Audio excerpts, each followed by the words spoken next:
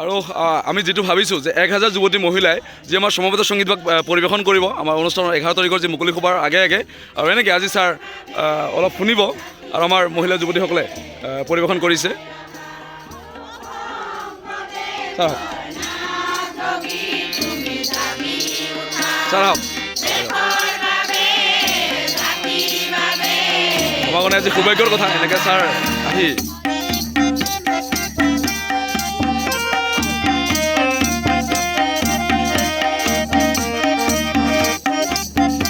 ডাঙৰকে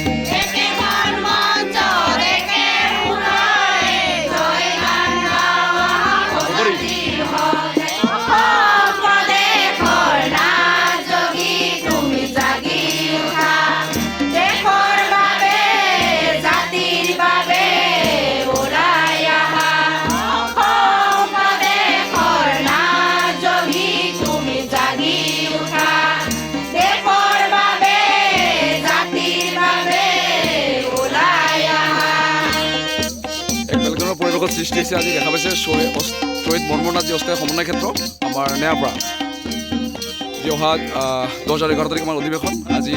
ৰঞ্জিত কুমাৰ দাস ছাৰ আহি এনেকৈ পৰিস্থিতিৰ বুজ লয় আৰু লগতে আমাৰ সমবেত সংগীত ভাগ তেখেতে নিজে অলপ শুনিছে।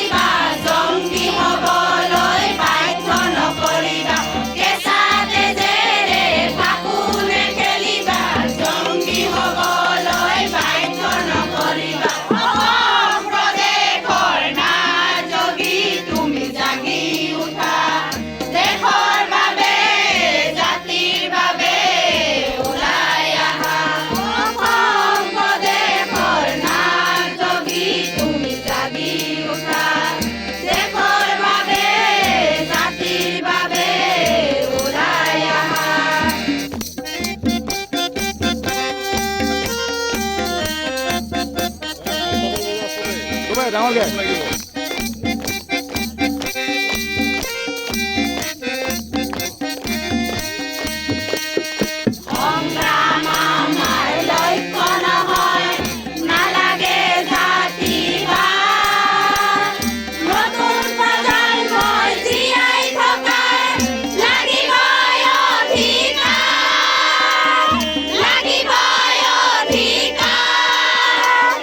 সংগ্ৰাম আমাৰ লৈ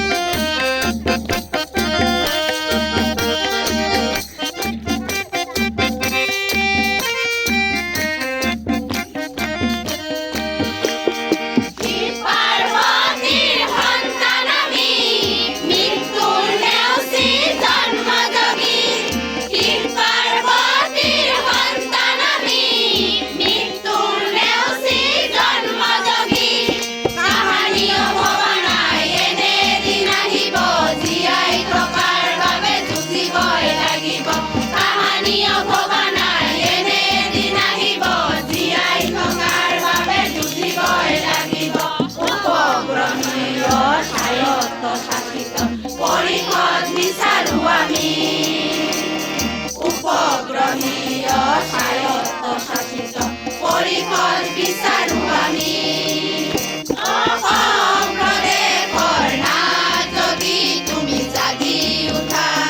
দেশৰ বাবে জাতিৰ বাবে ওলাই আহা অসম প্ৰদেশৰ নাট যদি তুমি জাগি উঠা দেশৰ বাবে জাতিৰ বাবে ওলাই আহা দেশৰ বাবে জাতিৰ বাবে ওলাই আহা দেশৰ বাবে জাতিৰ বাবে ওলাই আহা দেশৰ বাবে জাতিৰ বাবে ওলাই আহা জয় জয় গুরু গোরখনাথ জি কি জয় জয় গুরু গোরখনাথ জি কি জয় জয় গুরু গোরখনাথ জি কি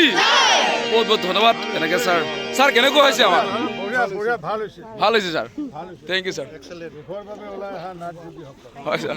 জাতিৰ বাবে ওলাই অহা নাটযোগী আছিলোঁ সংগ্ৰাম কৰিব লাগিব হয় স্যাৰ